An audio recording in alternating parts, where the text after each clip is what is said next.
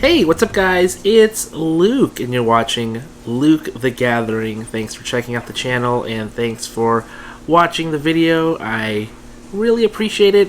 It's so cool that you're here. And I just got back from Friday Night Magic. It's Friday tonight, and nothing better to do on a Friday night than play some Magic, and actually nothing better to do than play Magic. I just love playing Magic, especially drafted this deck today, and it's from Dominaria United. We're right here, still at the beginning of Dominaria United season, and I just love playing the set.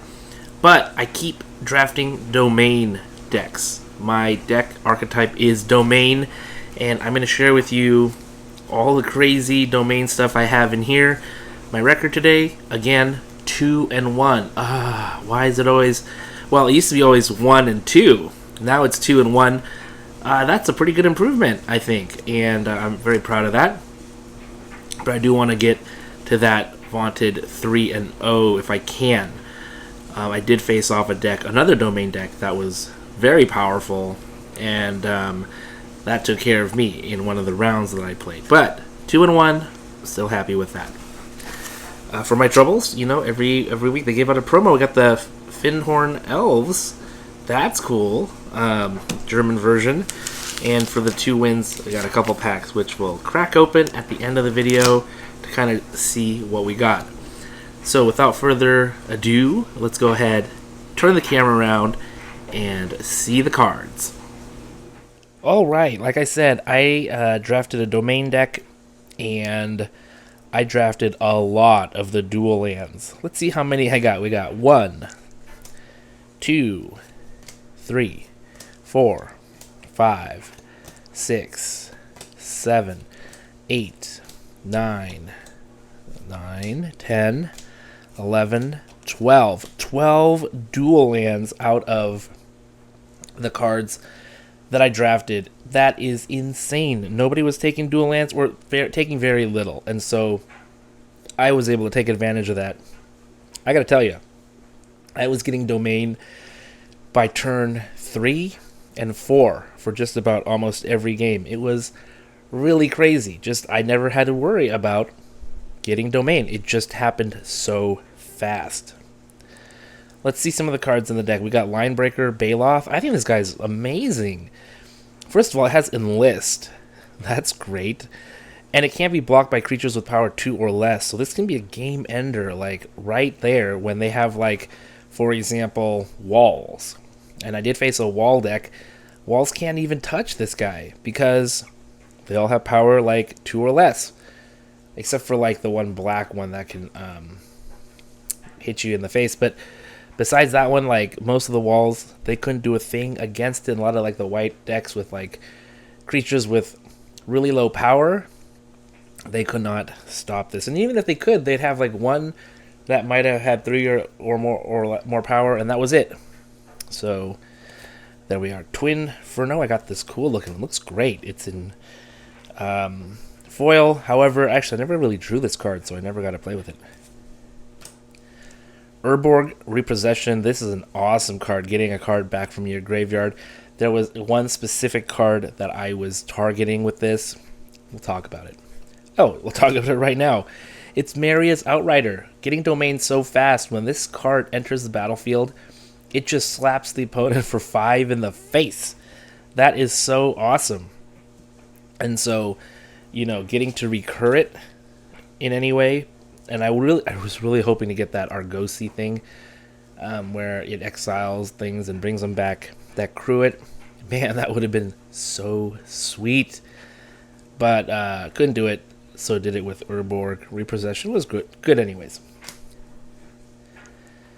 Salvage Mana Worker, I love this card because it just gives me relief from worry. Like, oh, what if I am missing one of the cards I need? Well, this filters mana so nicely. I just love it. Molten Monstrosity.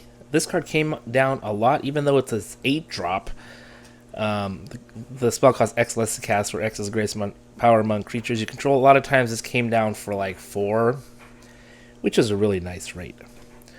Colossal Growth. You have these big creatures, but if they get chump blocked, Doesn't matter. What I love is kicking this spell, giving something 4/4 and trample works wonders. Shadow Prophecy, also a great card for the Domain deck. You get to pick up 5 cards, and then look at the, or not look at, but take 2 of those and put them in your hand. That is so nice, and you lose 2 life, but it's totally worth it. And check it out, 2 Outriders. So if I got 2 of these down, that's 10 damage. That happened. That's already half their life. If you can recur it, that's 15 damage. That's sweet. Tribute to Urborg did tons of work as a removal spell. There's a lot of things with 2 toughness. Got rid of stuff with that. Snare Spinner, pretty good, actually. I had folks coming at me in the air, and I was able to drop this down, and that air attack just ceased. Tear Asunder, awesome. This exile stuff, 4 mana, really good.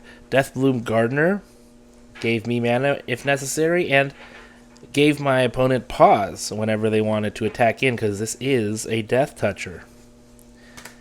Keldon Strike Team, honestly didn't play too much today. Weather Seed Treaty, I tried to play it. Actually, would have been a great play, because I was going to have this read ahead to 3, and then give a creature +X/+X, which would have been a +5/5, and trample, but they negated it. Kavu, this guy is just a staple of work. This guy just does work. He's more annoying than I think a lot of people would think, especially early on. The Morrow, 10/10 creature that with full domain, didn't really come into play this time. Root Walla did a lot of good work in my first round, swinging for 7, 2 Flowstones. That's great. I really wanted Bortuk Bone Rattle to work. And it did. This actually brought back things once, but it did cost a lot. 4 and a black and green, and so that's like 6 mana. And actually, what was worse about it was the guy had a card that, I forget what it was, but it looks at your hand and then it makes it cost 2 more. So he made this guy cost 2 more. It's like an 8-drop, and so that sucked.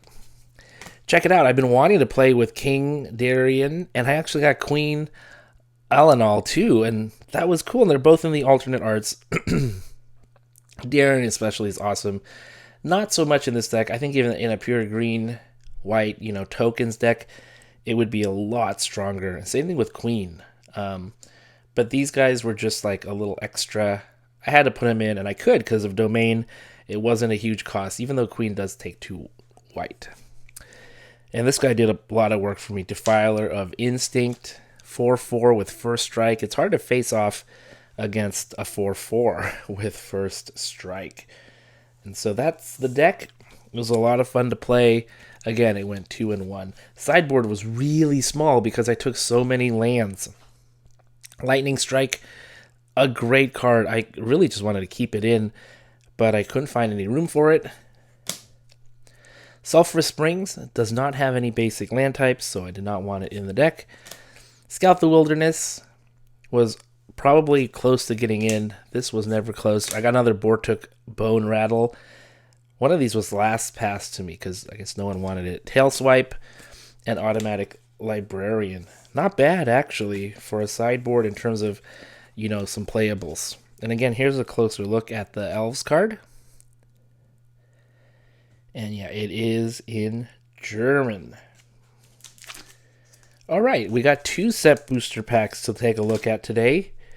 Let's see if we got anything good. I already saw someone get a Johnny Phyrexian card out of this, so I don't know if I can expect anything great out of these 2, but we'll just see. There we go with the art. Swamp. And then we got Urza Assembles the Titans. This card sucks really bad. Tidepool Turtle. Wow. That was a stinker of a pack. Really bad. This one at least has a list card in it. We'll see if it's any good. Oh, I kind of peeked at it already. Alright, there's that. And let's see. What do we have? Ooh, we got a full art Yavimaya Coast. Nice. Oh, and a Defiler of Flesh, so double rare already. Gitu Amplifier, and a rare Sylvos Rogue Eternal. That's Trample, and it has Regenerate. 8/5 for 6. Hey, that's pretty good. I don't think that's bad at all. Nice. It's a fun card to have there. Well, thanks for watching, everybody. Hopefully you guys are having fun with Dominaria as well. And I'll see you next time.